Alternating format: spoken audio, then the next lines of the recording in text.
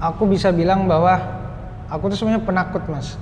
Itu bikin mental juga ikut down juga. Jadi kayak pernah kepikiran buat stop bikin konten, stop bersosial media. Kejahatan yang sesungguhnya bagi aku pribadi, Mas, ya ketika kita udah nggak peduli lagi dengan sekitar kita, padahal di depan mata ada ketidakadilan, kehancuran,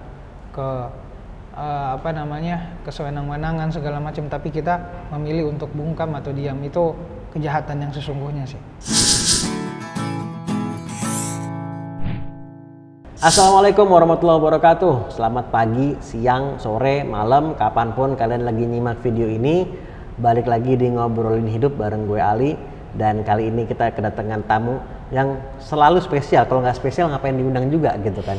Nggak ada bercanda. Tapi memang ini luar biasa spesial.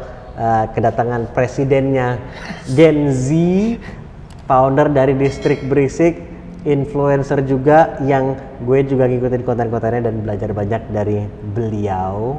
Wow, siap.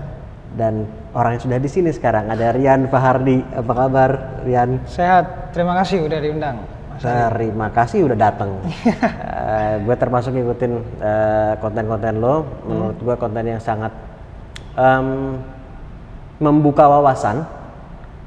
Nggak hanya mengenai isu yang lo bahas di konten lo, tapi juga bagaimana lo membahas itu. Dan juga ngeliat komen-komen di bawahnya.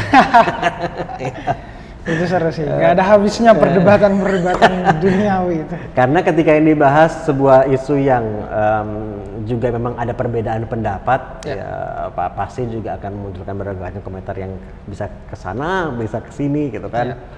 Tapi thank you sudah meluangkan waktu datang ke sini. Mungkin lo kan banyak topik-topik yang lo bahas mengenai soal politik, isu-isu sosial, gitu ya. Tapi di sini mungkin lebih banyak pengen kenal elunya, pribadinya. Aduh, gitu. Agak spesial, agak beda. Biasanya langsung ditanya, pilih siapa? 3 capres itu. Kalau mau ditanya boleh nanti gue tanya. Ayo, menarik. Dan kita unscripted aja gitu, nggak apa-apa, kita ngobrol-ngobrol langsung. Iya. Nah, lu dari Sulawesi Selatan. Sulawesi Selatan. Kotanya persisnya di Kabupaten Baru namanya. Kabupaten Baru. Beberapa orang mungkin nggak tahu sih nama itu ya kan, baru terdengar juga. Tapi sekarang tahu semua insya Allah. Harusnya tahu. Upaya kita mengenalkan nama daerah juga sih. Betul. Itu dari kalau nggak salah sekitar 3 jam dari Makassar gitu ya. Iya. Ya, kan? Dia dekat Pare-Pare. Tempat lahirnya Pare-Parenya gue pernah. Ya. Pare-Pare gue pernah. Itu ada patungnya almarhum Habibie di situ. Iya. Kan? Ada patungnya juga. Ada kan? patungnya. Dia lahir di situ dan ada patungnya di situ. Iya. Ya, dekat situ. Dekat situ. Okay. Sejaman lah dari Pare-Pare. Dan sebelum bicara mengenai apa yang lo lakukan saat ini gitu ya, apa yang jadi fokus lo sebagai influencer, mengajak anak-anak muda untuk speak up juga, ya. Khususnya dikaitan dengan isu-isu sosial. Apa tapi yang awal mulanya yang membuat lo tertarik dan bahkan kalau gue boleh bilang peduli gitu ya sama isu-isu ini? Sambil minum ya? Oke, aman. Ceritanya tuh dimulai sebenarnya secara ketidaksengajaan, Mas. Aku ngerasa tuh ini bukan by design-ku, tapi kayak benar-benar sesuatu yang menuntut aku untuk menjawab panggilan itu. Jadi kayak dasarnya tuh bagaimana hari ini aku benar-benar merasa nggak pernah kayak nge-planning terlalu jangka panjang kayak aku pengen jadi konten kreator, aku pengen punya ini, aku pengen enggak, tapi benar-benar satu yang penting aku punya keinginan. Awalnya tuh dimulai aku ingin bercita-cita jadi seorang jurnalis awalnya.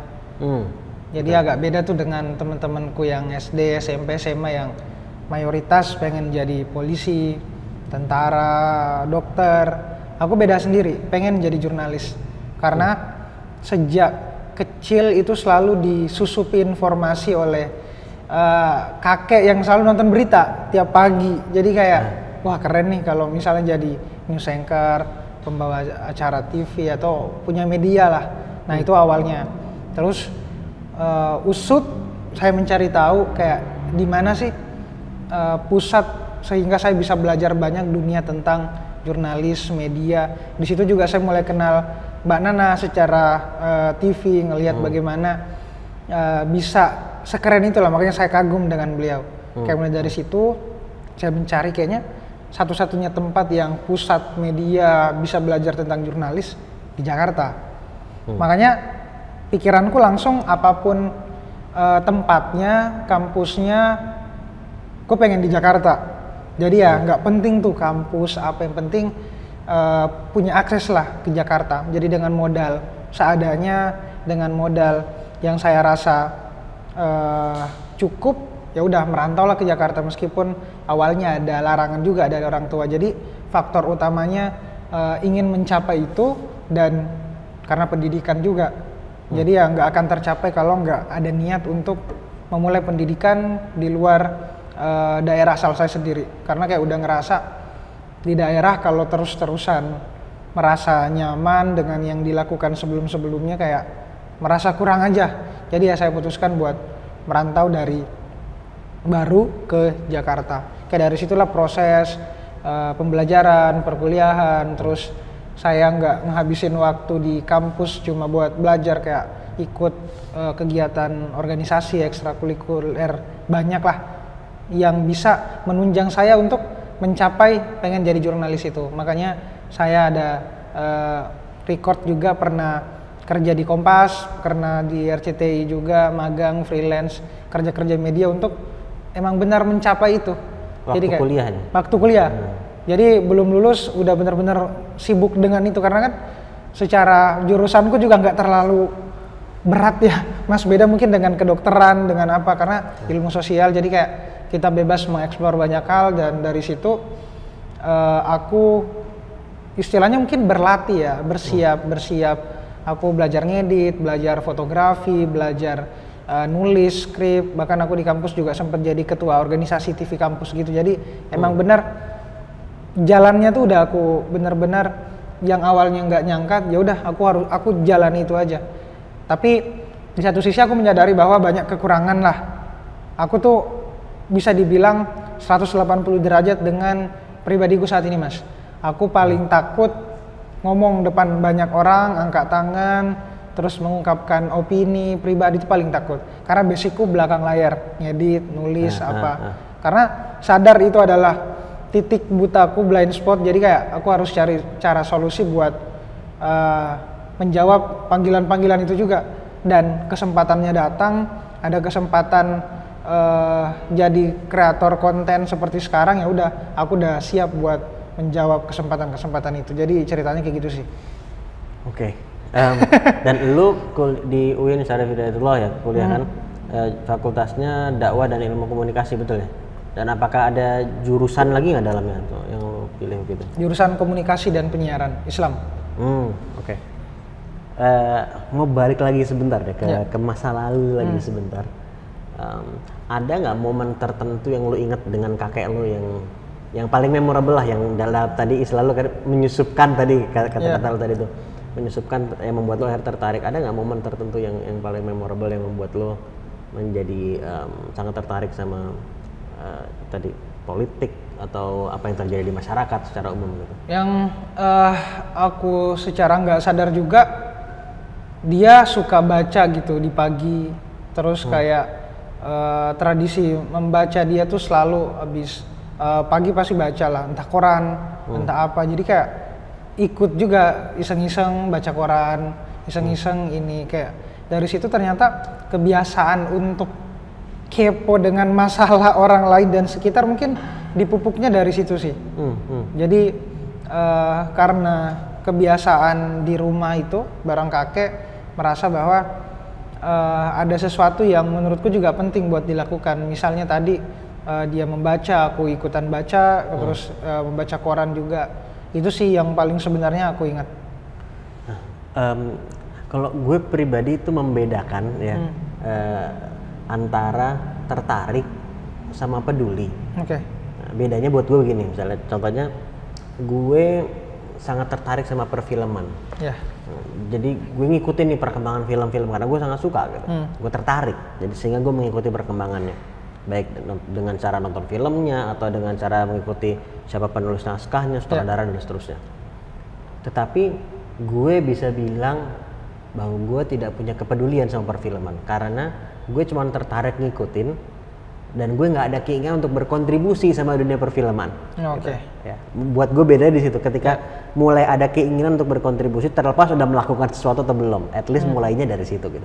Nah, kalau lu, gue melihat kan, mulai ikut ngebaca nih, baca berita dan seterusnya.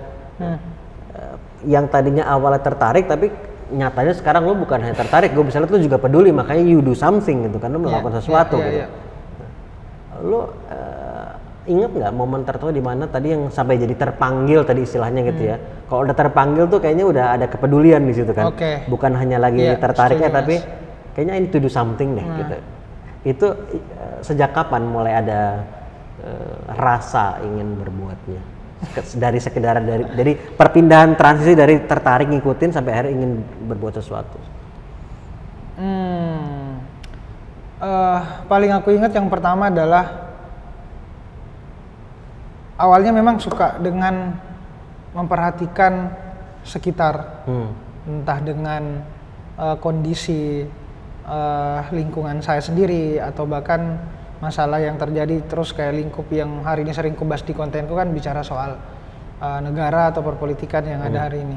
Cuma yang memantik itu benar-benar adalah ketika aku sadar dan resah nggak bisa ngapa-ngapain, Mas.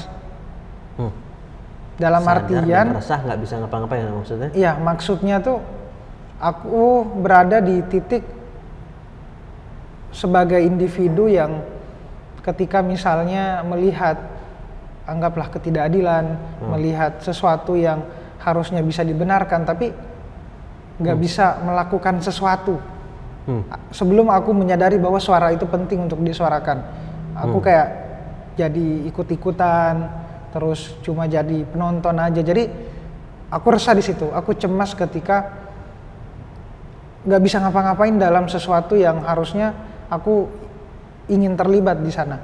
Kayak anggaplah masalah tentang hari ini yang aku perjuangkan soal kebebasan bersuara, terus masalah soal ketidakadilan tadi, atau masalah yang aku rasa penting aku terlibat di dalamnya di situ. Jadi kayak mulai dari sekarang aku ingin mencoba gimana caranya agar bisa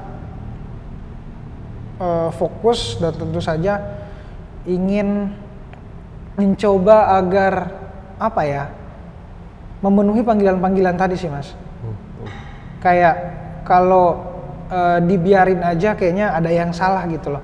Apalagi kayak kita tahu ini benar, kita tahu ini salah, gue harus bersuara atau setidaknya menyampaikan itu secara berani. Jadi mulai dari situ sih, kayak aku kayak sering perhatiin misalnya berita-berita ini, berita-berita ketidakadilan, terus apa, itu kayak terpanggil untuk setidaknya ya lu melakukan sesuatu. Paling jauh atau paling mungkin bisa kita lakukan yang mulai dari diri sendiri. Yang bisa kulakukan adalah speak up, bersuara selantang-lantangnya. Dari situ sih. Jadi dari keresahan tadi itu ya? Iya, dari keresahan, kegelisahan, kecemasan yang ya. Oke, dan kemudian lu tertarik untuk belajar lebih jauh, salah satu tadi mengenai penyiaran, dan akhirnya lu sudah, ini koreksi kalau gue salah ya, lu sudah semakin clear bidang yang ingin lu dalami, dan lu terserah deh kampusnya di mana, tapi di Jakarta pokoknya gitu, ya kan? Bener nggak sejauh ini? Bener.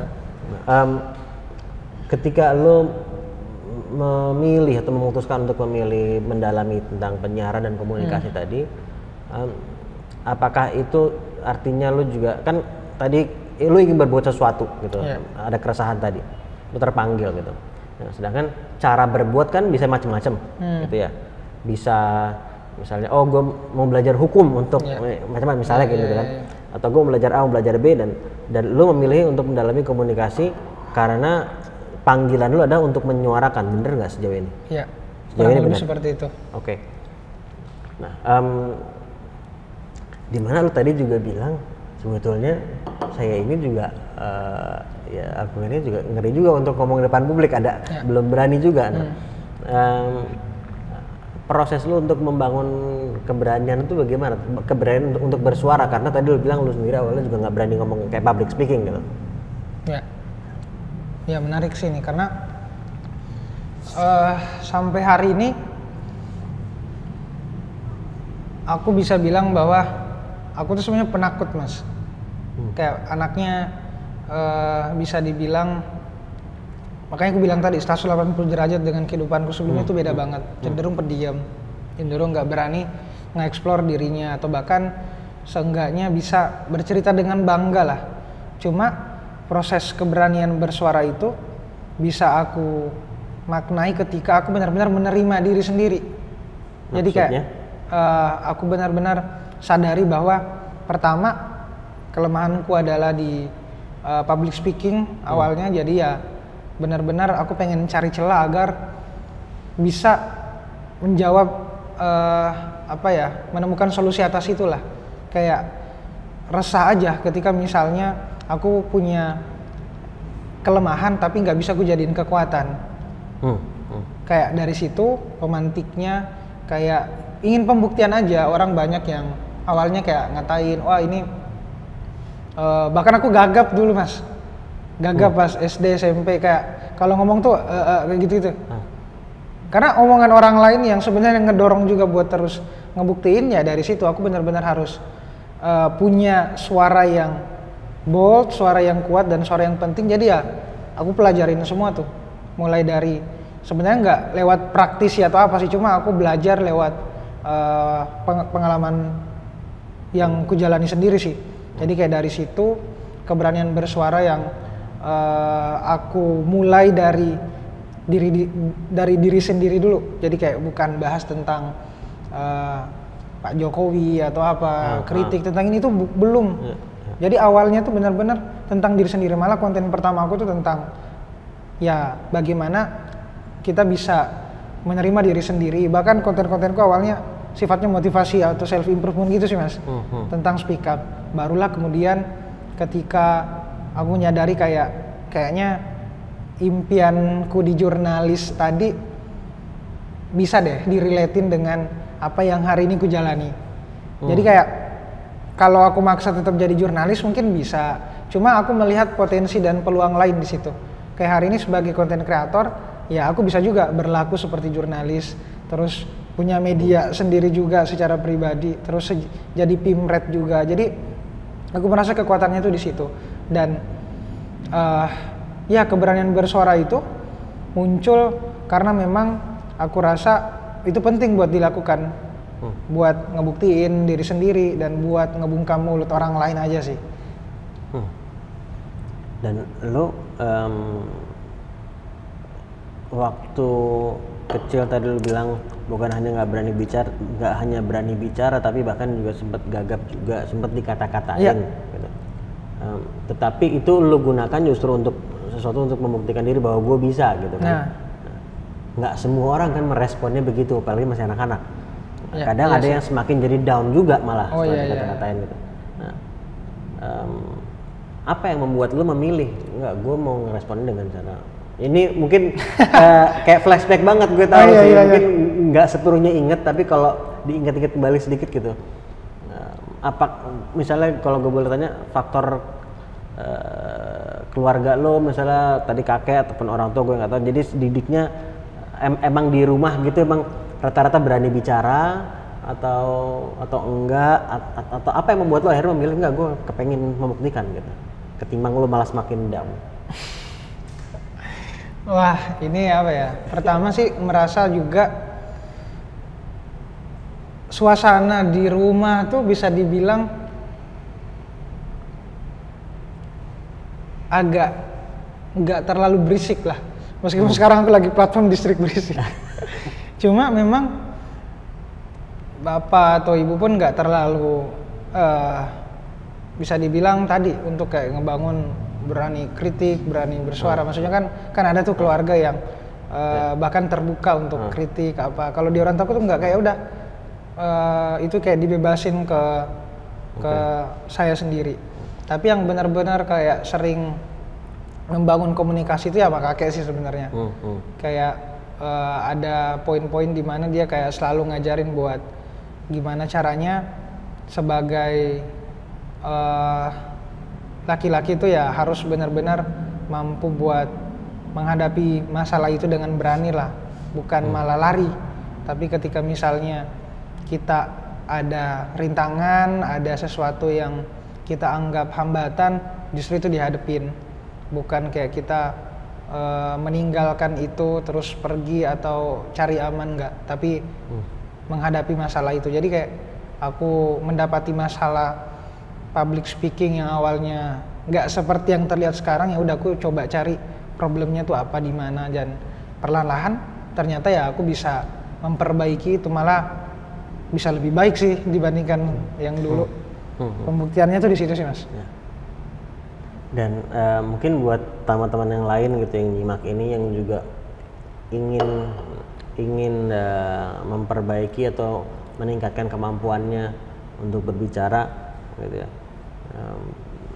Karena lo kan juga jelas lo merasakan perubahan yang signifikan gitu dalam peningkatan kemampuan lo yang signifikan gitu. Meskipun gue yakin pasti selalu bisa ditingkatkan gitu. Gue pun juga begitu. Gue banyak sekali kekurangan gue dalam public speaking yang gue tahu, gue sadari, dan gue perlu improve itu gitu. Tapi kalau lo boleh cerita buat yang lain gitu, kalau nggak keberatan nih, kayak gimana, kayak apa yang lo lakukan kayak day to day-nya atau week to week-nya mungkin lo melatih, misalnya ini, aduh gue melatih diri depan kaca, ada orang begitu kan, gue nggak tahu nih, tapi atau ya udah gue coba aja buat konten terus, atau di luar bikin konten ada nggak praktis tertentu, atau mungkin intinya cara lo untuk mendapatkan ilmu dan kemudian mempraktekannya gitu. Oke, pertama aku nggak pernah benar-benar niat untuk belajar public speaking atau belajar ngekritik bebas atau nggak pernah.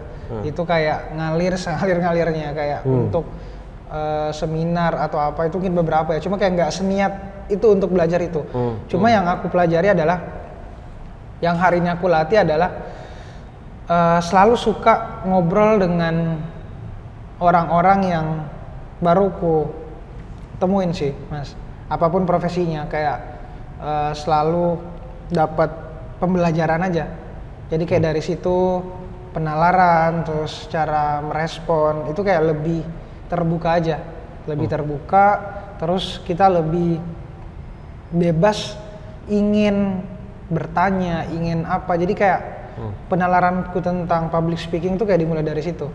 Itu satu, kayak selalu misalnya anggaplah dengan Gojek, dengan apa, pergi kemana, itu pasti kayak selalu ada obrolan, bahkan dengan menjaga warung, apa pasti kayak selalu ada diskusi tentang ya apapun itulah yang aku rasa penting agar aku latih dulu sebelum ingin melakukan sesuatu.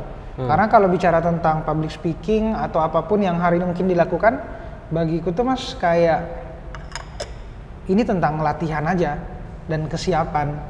Jadi ya mungkin terlihat hari ini Rian udah di panggung di mana-mana, bicara dari Sabang sampai Merauke, aku tuh udah keliling bicara, tapi pada suatu saat yang sama di panggung masih tetap gemeteran juga. Artinya kan tetap kita merasa takut, cuma ketakutan itu yang akhirnya bisa aku nggak biarin dia mengendalikan diri Rian gitu loh.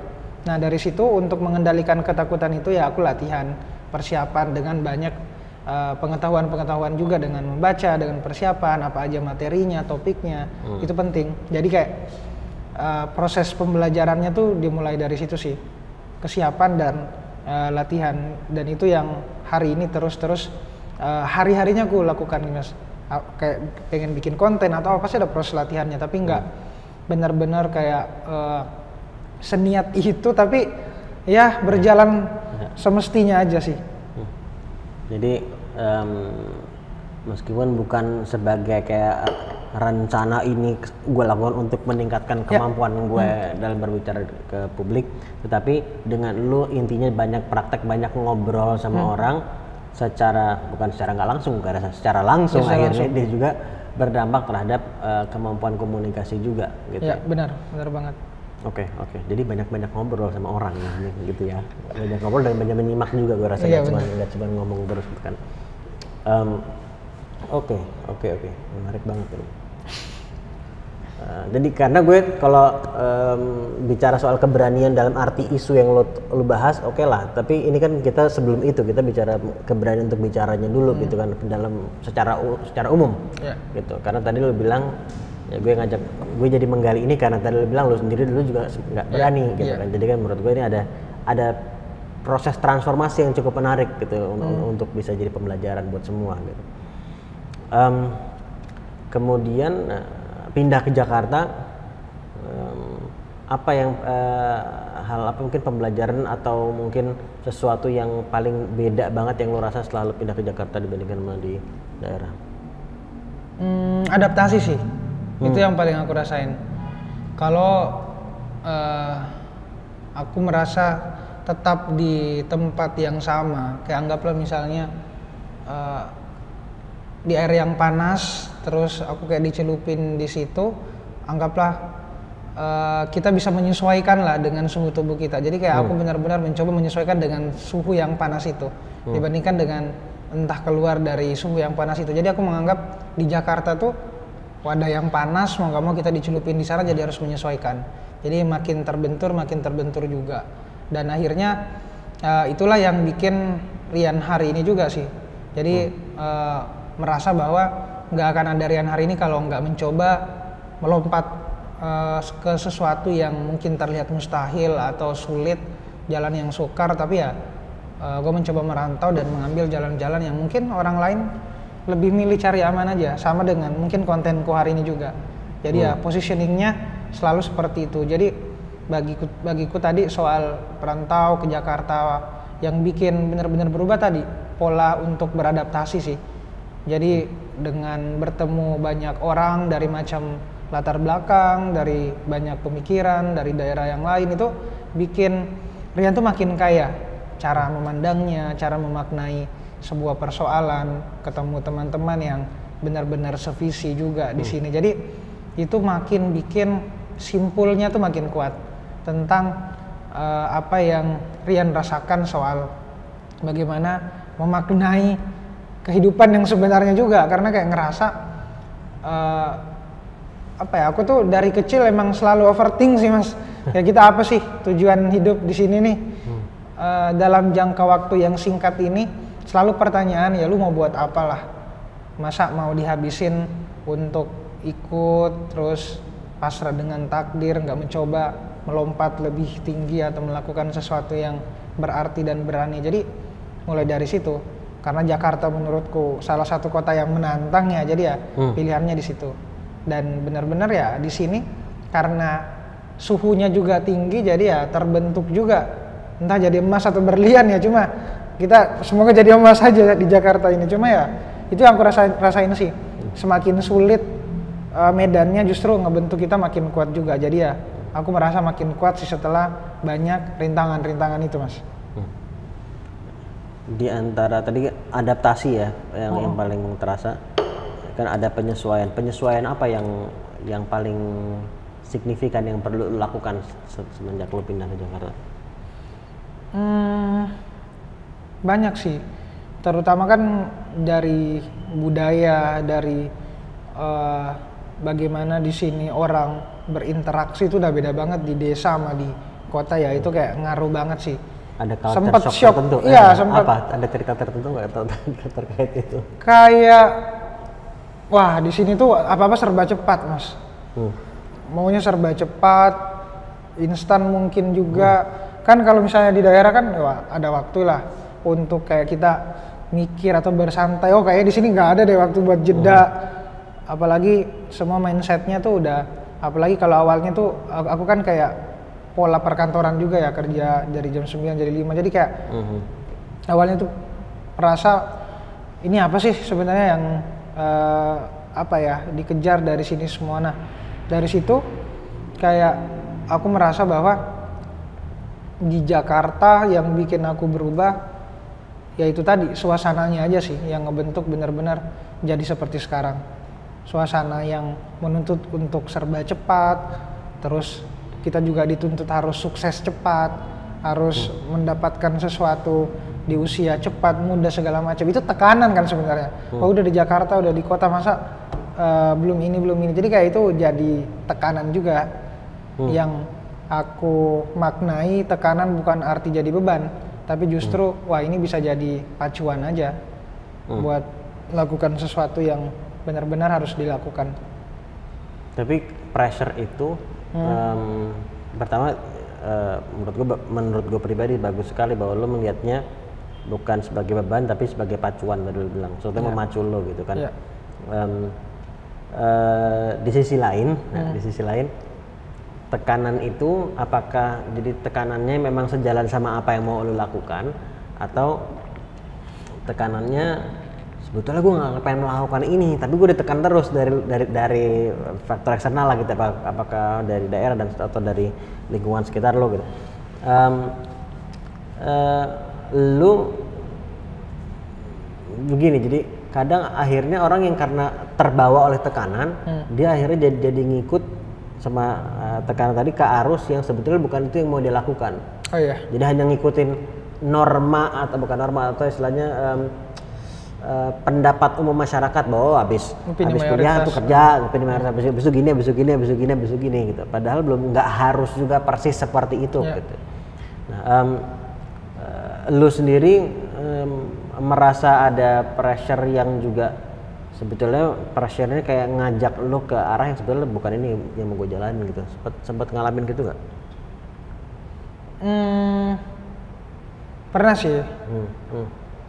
Salah satu tantangan yang besar itu selalu pasti harapan-harapan yang jadi pikiran besar tuh kayak dari orang tua sih sebenarnya. Kayak awalnya kan profesi kreator konten ini kan wah orang tua kalau terutama di daerah ya ini apa, dapat duitnya dari mana, dia kan nggak terlalu ngerti tuh. Jadi kayak tantangan itu kayak bikin aku mikir buat harus ngebuktiinnya tuh kayak gimana. Justru itu memacu saya buat benar-benar lebih fokus, lebih dalam, lebih konsisten lagi buat mencapai tujuan-tujuan itu sih Mas. Jadi kayak benar-benar tantangan itu itu yang pertama. Terus yang kedua, untuk keluar dari mayoritas tadi yang status quo tadi, kayak awalnya aku merasa di titik jenuh sih. Meskipun kayak masih umur 23 tapi kayak aku cepet jenuh Mas. Cepet jenuh kayak kan sambil kuliah kan ngerasain kerja dari jam 9, jam 5 begitu seterusnya. Jenuh aja. Makanya pikiran-pikiranku masa iya sih hidup ini dihabisin kayak gini-gini aja terus. Nah itu tuh kan apa ya, semacam tantangan juga lah yang ada. Ya udah, ketika aku mulai tersadar dengan itu dan ada panggilan untuk mencoba hal-hal yang lain, ya udah aku coba mulai konten, dan dari situlah proses pemaknaanku tuh sekarang beda lagi tentang memandang sesuatu sih. Apa yang beda? Jadi seperti apa gitu? Pertama, kayak yang harusnya aku bisa mikirin tentang diri sendiri, sekarang kayak aku benar-benar gimana caranya apa yang kulakukan hari ini tuh harus ingat bahwa itu berdampak dan saling bertautan dengan orang lain. Jadi mulai dari apa pekerjaanku hari ini, apa yang diusahakan, apa yang dicita-citakan, itu benar-benar aku selalu gimana caranya impact-nya tuh ada, dampaknya nyampe ke orang lain. Makanya kayak dalam bersuara, dalam bikin konten sampai hari ini, aku selalu nggak cuma bicara tentang diri sendiri aja. Pun kalau misalnya bicara tentang diri sendiri harusnya udah dari awal kayak aku mulai bikin konten, fokus dengan kontenku, perbanyak ini, tapi jalan itu nggak aku ambil lah, mencoba buat lebih cari jalan yang oke, ini mungkin kelihatan sukar, tantangannya banyak, tapi aku puas menjalani itu, kayak bisa berbagi atau bahkan membantu orang lain. Kayak hari ini sebagai kreator aku kan juga bisa dibilang buka lapangan pekerjaan juga lah bagi orang lain, kayak ngajak teman-teman dari daerah buat kesini belajar, terus aku saling kolaborasi, bekerja bareng, jadi puas aja melakukan itu. Ada kepuasan tersendiri buat lo.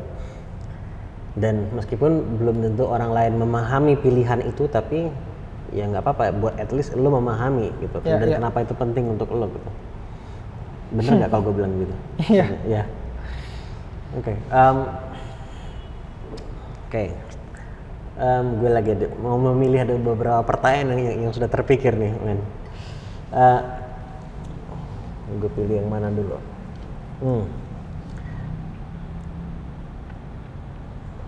Proses mengenal diri. Tadi lo bilang lo yang dulu sangat berbeda dengan lo yang sekarang. Sebelum gue tanyakan, gue ada pertanyaan lebih dulu yang mau meng-cross check, mau klarifikasi dulu. Bener nggak kalau gue bilang lo semakin mengenal diri lo sekarang dibandingin lo yang dulu? Iya, semakin. Kalau sambil flashback lagi, apa yang membantu lo untuk lebih mengenal diri lo, baik itu tentang apa mungkin kelebihan lo atau tujuan lo, panggilan lo, gitu. Apa yang kira-kira bisa membantu seseorang yang dari pembelajaran lo sendiri gitu ya, untuk bisa lebih mengenal dirinya juga, gitu. At least dari pengalaman lo.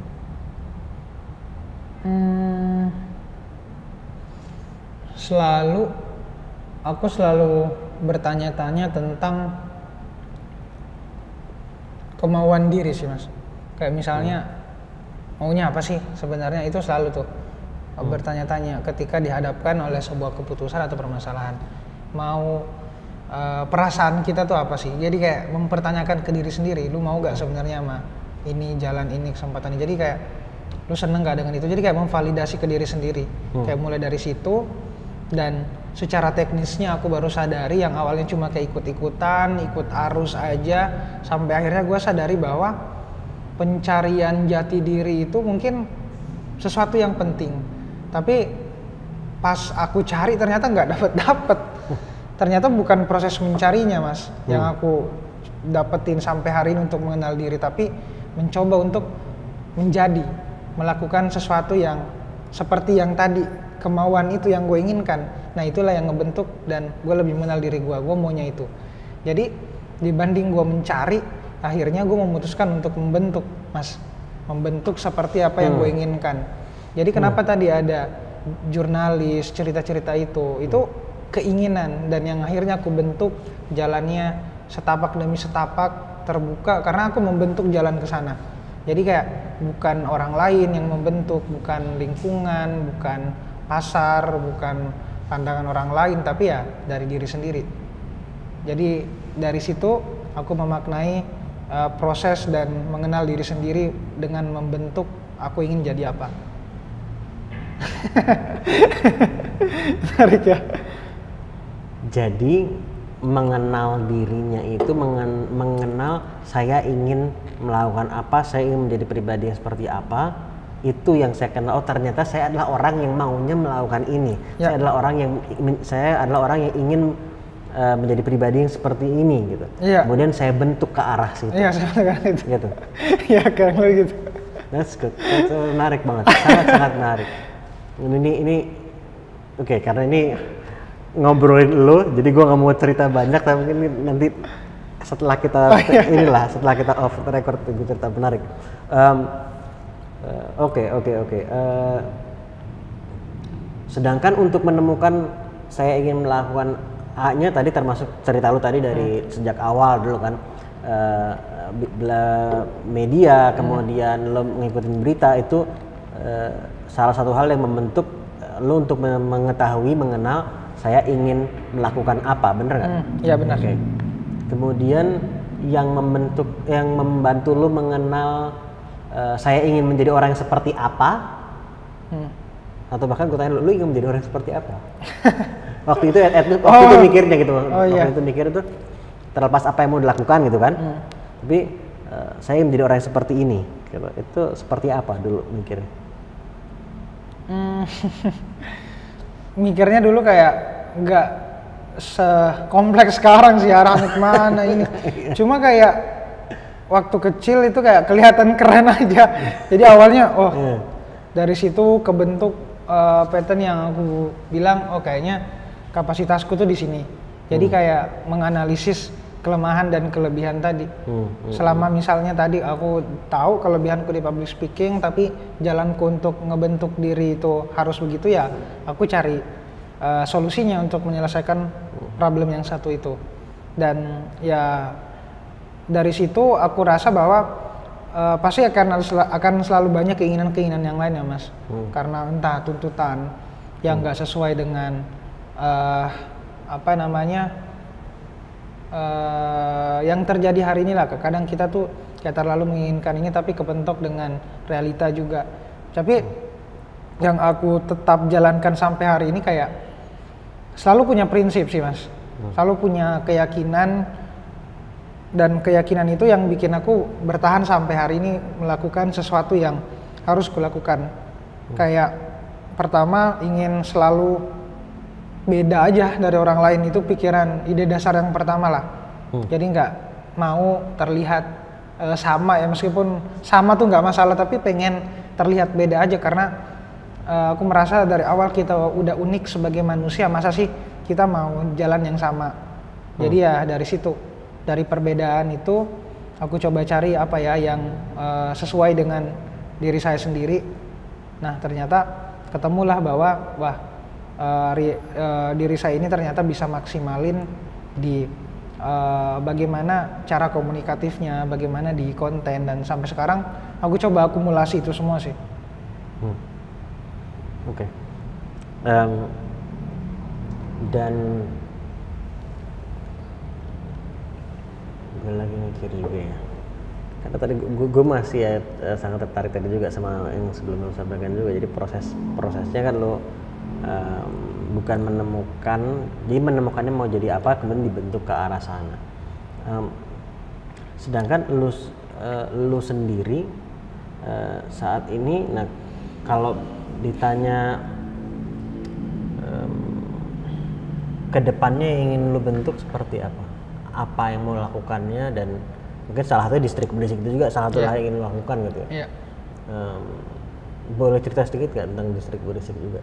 Oh iya, distrik berisik itu berangkat dari ide dasar kecemasan. Kenapa aku bikin konten sih Mas? Cemas, resah karena tadi orang-orang tuh selalu mendiamkan kesalahan, ngediamin orang-orang elit atau pemangku kebijakan ya berbuat seenaknya aja, berbuat sesuai sesuka hati mereka.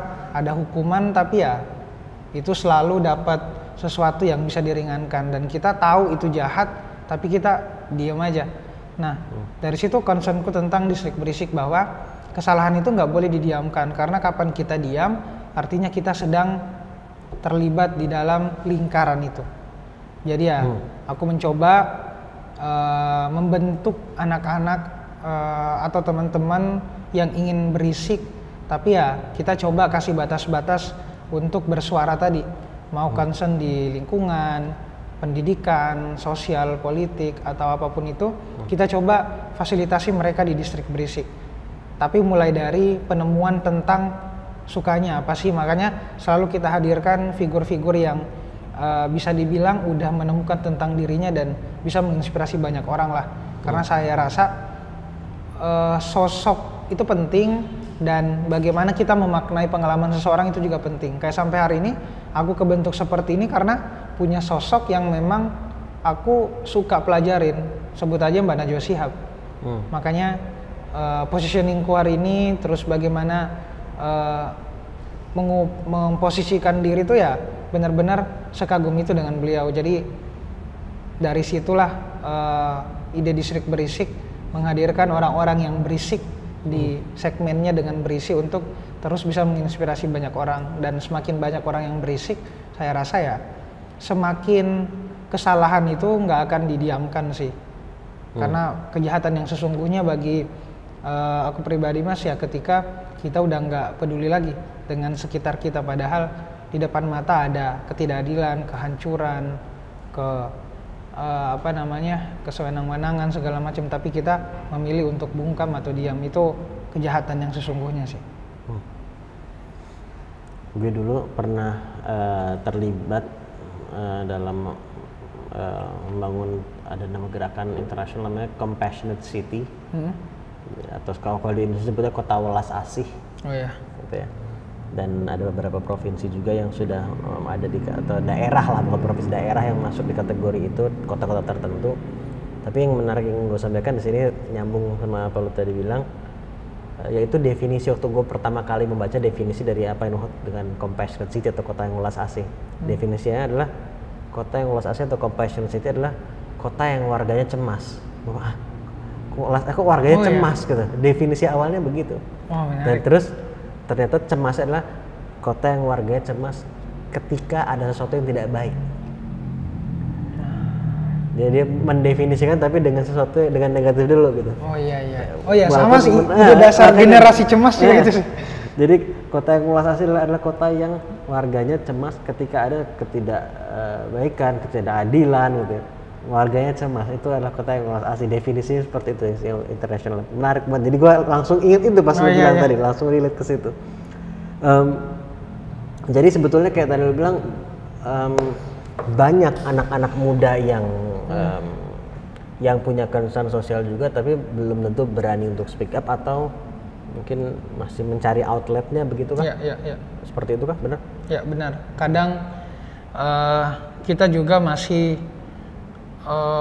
mungkin ini ya. Kadang tuh beberapa orang takut bersuara karena menganggap suaranya tuh nggak penting, kayak sering disepelehin atau nggak berguna, nggak sia-sia aja, kayak kita cuma cuap-cuap aja segala macam. Kadang tuh kayak gitu. Sama beberapa ketika hari ini kita bersuara di iklim demokrasi di negara kita, ya selalu akan ada soal labeling. Kayak kita ingin memuji ini disangka apa, kita mengkritik ini disangka apa. Kalau dari Rian ya udah selesai lah sama itu, bodo amat lah. Cuma kan beberapa orang masih takut dengan labeling itu. Lo udah selesai sekarang soal itu? Udah selesai sih, jadi kayak terlepas dari kata orang ya, gue pengen ngebentuk diri gue, pengen seperti yang gue inginkan aja.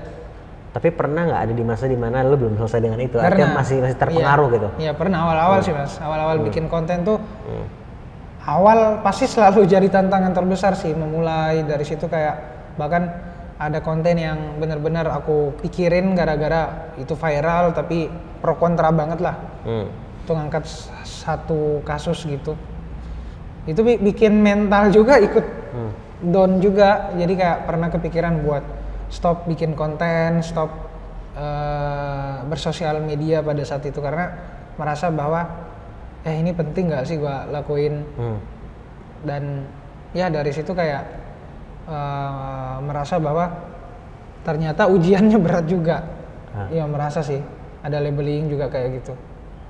Dan kemudian apa yang akhirnya membuat lu memutuskan untuk tetap lanjut, untuk bangkit lagi gitu? Karena selama ada rintangan pasti ada jalan.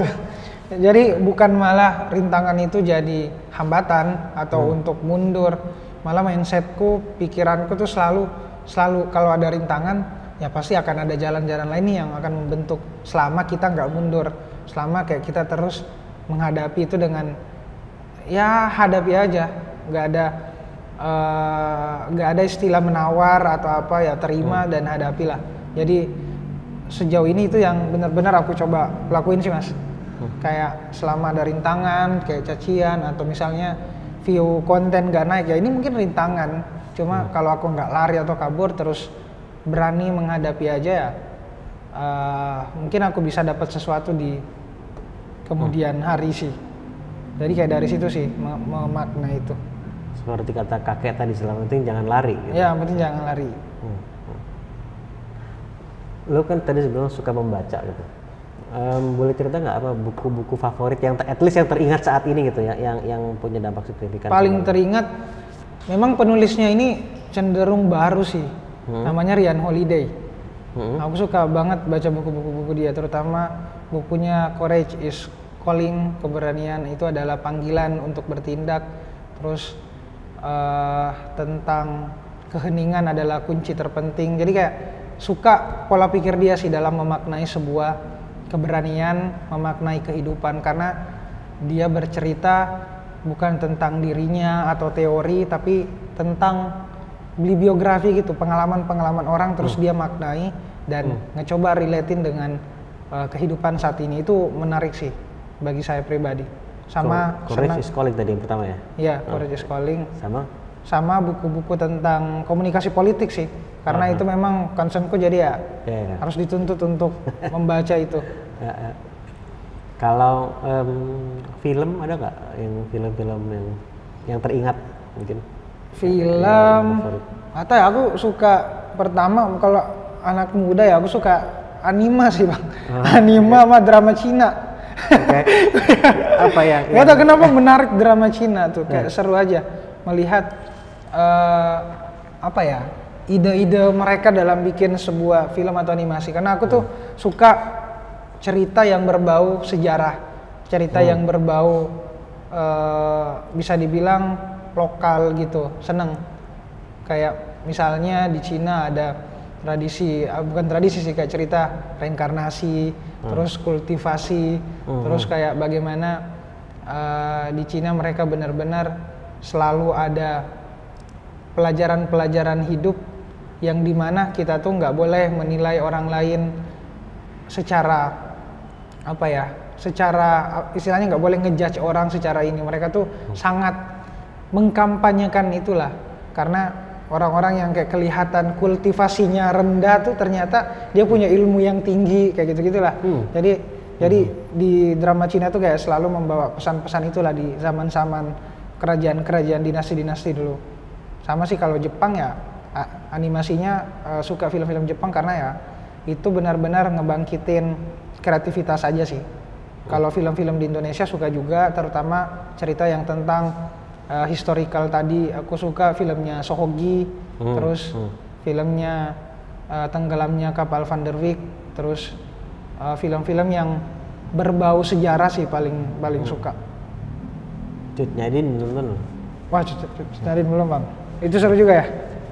Menurut gue film itu, gue sangat suka nonton film ya, negara manapun. Salah satu, gue sangat suka film Godfather secara umum gitu. Oke. Dan emang banyak suka film, tapi menurut gue Cut Nyadin itu salah satu film, mau film Indonesia maupun film manapun yang terbaik menurut gue. Oh iya? Salah satu itu masuk di top 10 gue Cut Nyadin itu. Kalau pertama apa bang? Wah, Godfather? Enggak juga sih sebetulnya. Gue nggak bisa bilang nomor 1, tapi gue bisa bilang top 10, gue bisa. Tapi suruh ngasih urutan ranking, lu nanya gue hari ini sama nanya gue besok, jawabannya beda. Berarti Indonesia, film Indonesia saat ini Cut Nyadin. Kalau bisa dibilang top Indonesia, of 10 ya? Cut Nyadin, Ngeri-Ngeri Sedap yang itu belum lama ini juga sangat bagus. Kok jadi wawancara gue? kebiasaan. Tapi Cut Nyadin menurut gue, dan itu ada di Netflix kan sekarang, udah di apa, yang di remaster sekarang. Untuk Christian Hakim luar biasa, dan semuanya sebetulnya. Anyway, kembali lagi. Dan lu selalu bilang di konten-konten lu berdebat tapi pakai adab. Iya. Dan mungkin udah banyak juga yang nanya tentang itu gitu ya. Tapi gue bukan mau nanya kenapa lu bilang begitu gitu ya. Gue mau tanya apakah di sebelumnya lu pernah merasa terganggu dengan perdebatan yang tanpa ada, apa yang melatar belakanginya lah gitu. Kalau kenapa itu penting mungkin orang bisa memahami, tapi gue penasaran apa yang melatar belakangi itu. Yang melatar belakangi itu yang pertama, aku merasa tuh mas, setiap orang tuh bisa menampilkan perbedaan pendapat, apalagi kita bicara di sosial media. Tapi nggak semua orang bisa berdebat dengan sehat. Nah itu yang sebenarnya aku coba perjuangkan, bagaimana kita bisa menyampaikan pesan tapi dengan etika yang benar-benar nggak melanggar aturan lah. Banyak hari ini yang saya rasa berbicara sebebas-bebasnya tapi lupa bahwa ada yang lebih tinggi sebenarnya daripada itu agar pesan itu nyampe. Percuma kayak misalnya kita punya ilmu tinggi-tinggi tapi nggak mampu mengemas itu agar bisa kena di hati orang lain. Jadi ya selalu yang aku lakukan adalah bagaimana bikin konten, bikin sesuatu itu selalu pesan-pesannya itu isinya ya nggak memaksakan, nggak dengan menunjuk-nunjuk, dengan nggak teriak-teriak, marah-marah, tapi dengan pesan-pesan agar bisa menyentuh hati orang lain. Makanya itu juga berlaku untuk teknis algoritma TikTok juga sih, karena kan TikTok tuh selalu suka yang baunya bisa menyentuh hati lah, entah marah dan relate dan sedih lah. Nah di situ aku coba mainkan juga, ya itu teknis lah. Cuma yang aku ingin bilang bahwa selama perdebatan itu nggak diisi dengan etika yang baik, adab yang baik, penyampaian yang nggak baik, ya itu nggak akan bisa nyampe lah ke hati, meskipun itu benar, meskipun itu disampaikan oleh orang penting, oleh orang tinggi, tapi kalau cara kemasan kita aja nggak bagus, ya gimana itu bisa diterima. Jadi ya bicara tentang pesan dan pengemasan. Ada kejadian tertentu nggak yang di masa lalu gitu yang membuat lo jadi merasa penting ini untuk dimasukkan dalam setiap pesan lo? Artinya mungkin momen tertentu tanpa menyebut nama orang lah ya kita gitu, tapi ada yang membuat lo gila ini nggak beradab banget nih gitu misalnya, atau nggak pas lah secara etika menurut lo gitu. Banyak sih, terutama kayak perilaku yang hari ini harusnya nunjukin contoh pemimpin-pemimpin.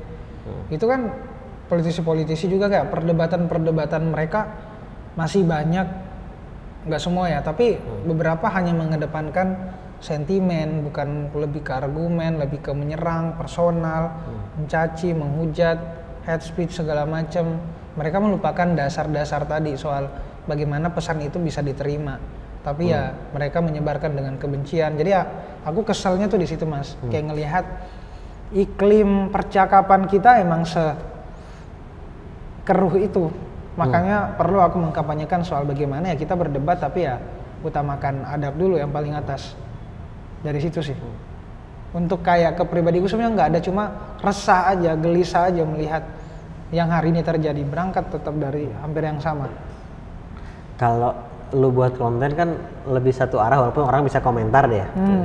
Pernah nggak lu misalnya di public space gitu lagi diundang ke satu tempat bicara, terus ada perdebatan dan kemudian yang lawan berdebatnya yang mungkin ya secara tadi ya kurang beretika atau terus pernah nggak gitu? Sejauh ini belum ada sih. Belum pernah. Mudah-mudahan nggak terjadi juga. Iya sih. Dan mungkin itu juga meskipun konteksnya berbeda, tapi ada kemiripannya dengan ketika lo bicara dalam arti membuat konten gitu, terus ada komentar yang negatif, kan? Dan negatifnya yang mungkin kurang beretika gitu. Yeah.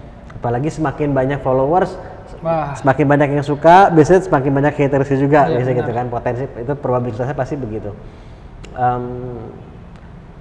Dan lu bagaimana lu biasanya menanggapi atau menghadapinya?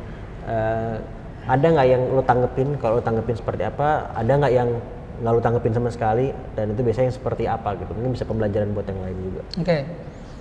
Isi kontenku kan isinya perdebatan ya beberapa ya Bang, yang mau nggak mau pro kontra tuh akan selalu ada, apalagi bicara soal opini pribadi yang dilemparkan ke publik lah. Cuma cara aku untuk bersiap dan berlatih adalah harus nanamin mindset dulu dari awal, bahwa pertama kita ngafirmasi dulu ke diri kita bahwa ya opini lu nggak selamanya benar, bisa aja salah. Dan yang paling pasti akan selalu ada orang yang ngehujat, yang ngatain, yang nggak seneng dengan kita.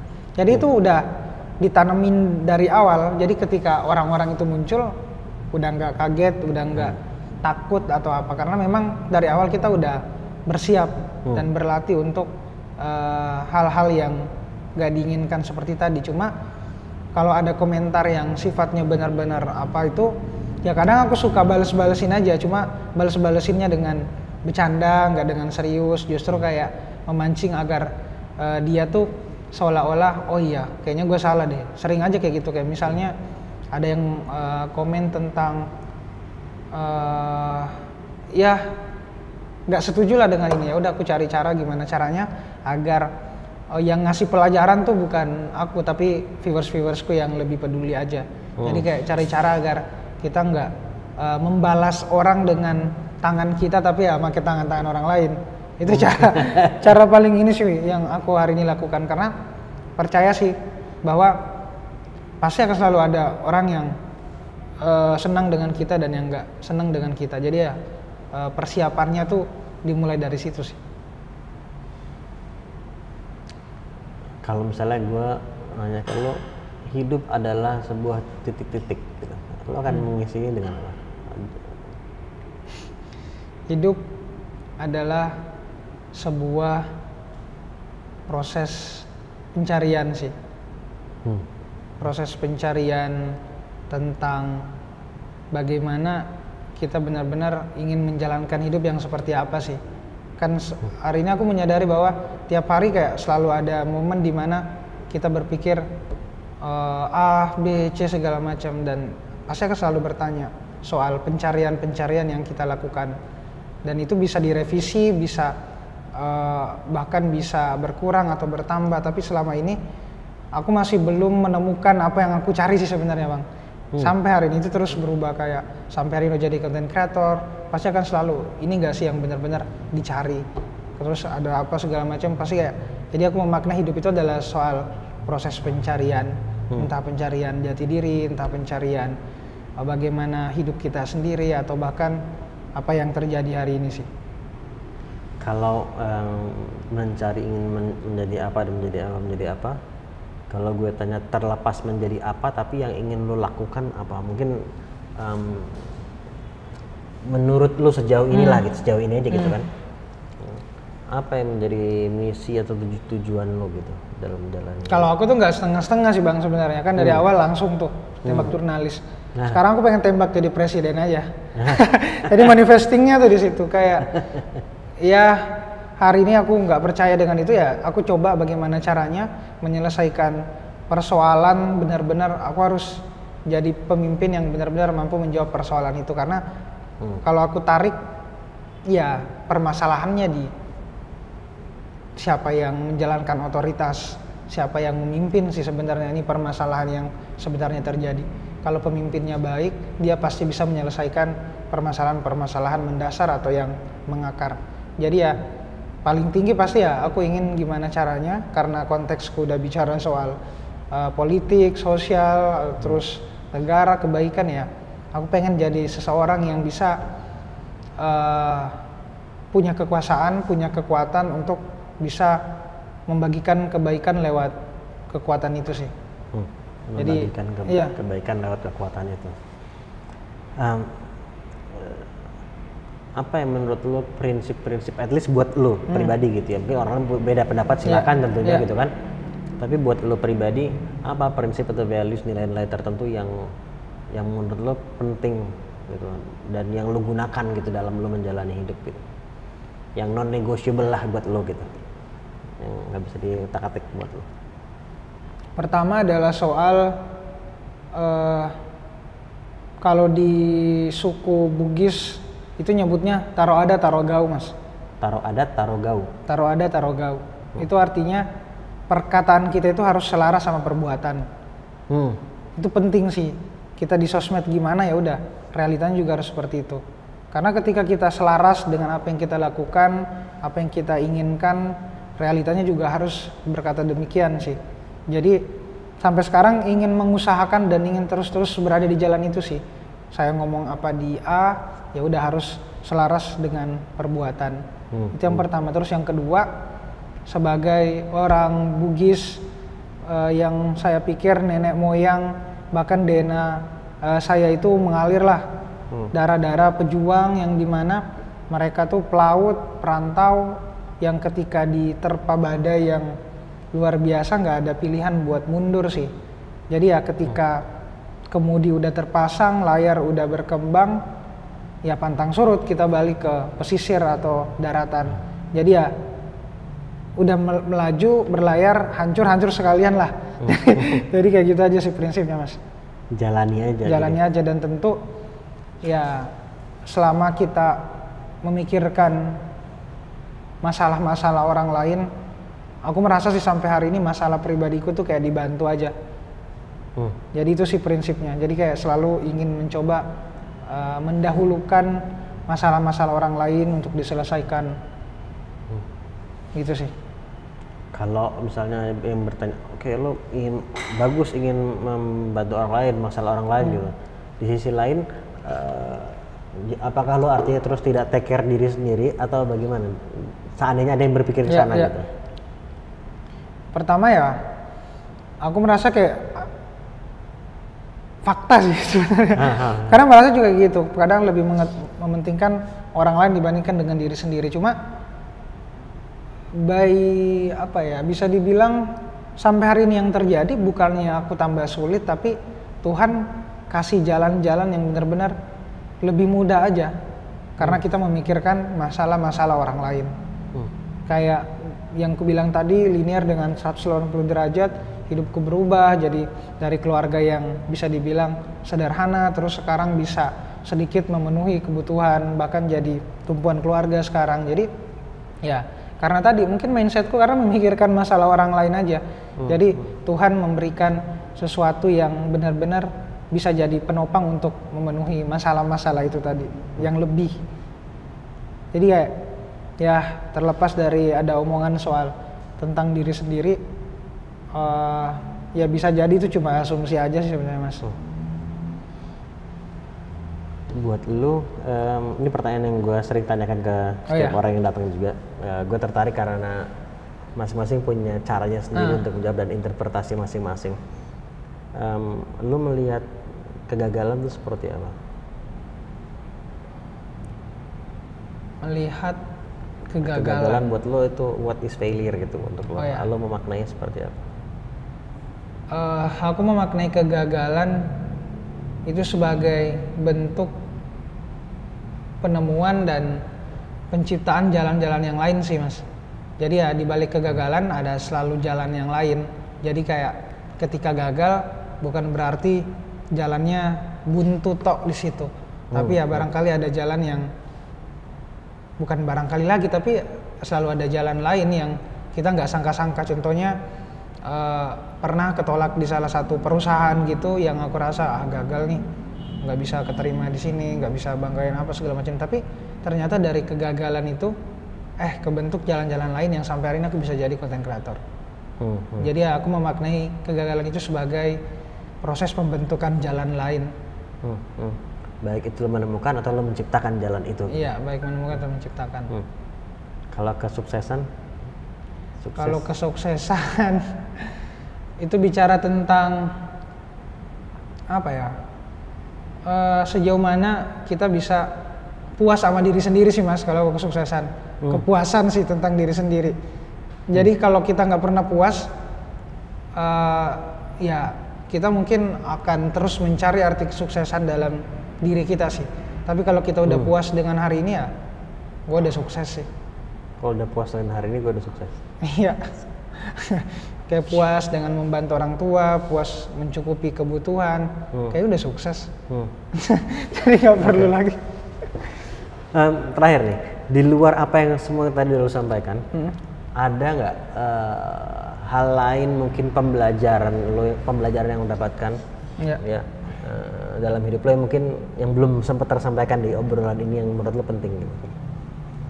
Kalau menurutku aku penting, pertama hari ini kita terlalu terjebak banget sesuatu yang sebenarnya itu lebih kecil sebenarnya daripada pribadi kita.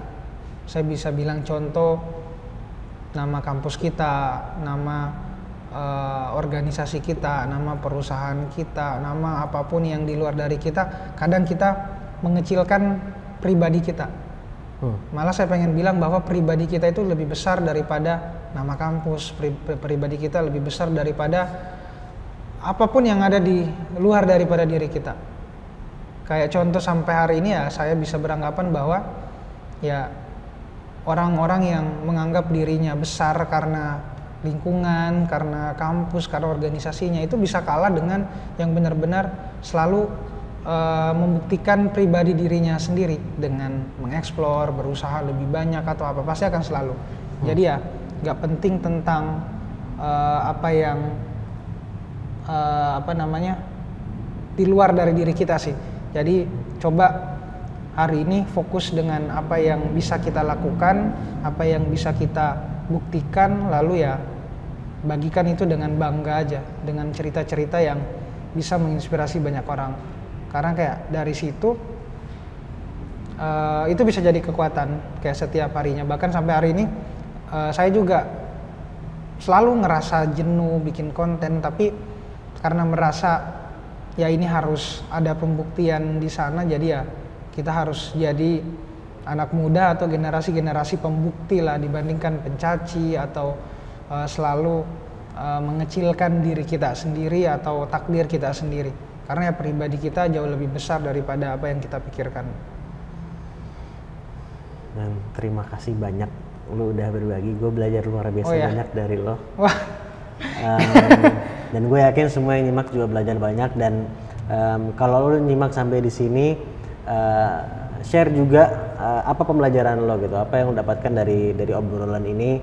Share juga, jadi kita juga bisa saling belajar juga. Plus bantu channelnya juga gitu kan. Dan semakin channel ini terbantu juga, semakin banyak juga orang yang melihat ini, yang muncul, yang mungkin muncul di feednya atau di home-nya, jadi menyimak juga dan jadi mendapat manfaat juga. Insya Allah jadi amal jariah buat kita berdua dan buat kalian juga yang menuliskan, insya Allah. So terima kasih udah nyimak, dan terutama terima kasih udah sharing. Terima kasih banyak. Jadi kalau orang yang mau tahu untuk ngikutin karya-karya lo nih, konten-konten lo itu di mana? Di sosial media di mana? Di TikTok di mana? Instagram di mana? Apapun yang ingin lo share, silakan. Siap. Boleh banget langsung ke Instagram saya atau TikTok Rian Fahardi. Terus kalau mau kepoin komunitas atau ingin ikut terlibat dalam hal yang kita berisikin hari ini ya, boleh banget cek di Instagramnya Distrik Berisik. Distrik Berisik di Instagram, Distrik Berisik. Ya, Distrik Berisik. Di Instagram. Jadi kalau tadi Instagramnya Rian tadi namanya kan juga udah muncul tadi ya di layar tadi kan. Tapi juga cek di TikToknya juga Rian Fahardi juga. Kemudian Distrik Berisik di Instagram @distrikberisik, nyambung semua gitu ya. Oke, so make sure di follow dan dicek dan diikutin, jadi manfaat buat kita semua insya Allah. Terima kasih banyak, men. Thank you, Mas. Gua terima kasih banyak, lu udah share begitu banyak, meluangkan waktunya ke sini, jadi pembelajaran buat kita semua. Dan terima kasih juga udah nyimak sampai di sini. Insya Allah kita ketemu di episode selanjutnya. Assalamualaikum, semoga bermanfaat dan dimanfaatkan. Hampir lupa tuh. Assalamualaikum warahmatullahi wabarakatuh. Waalaikumsalam warahmatullahi wabarakatuh.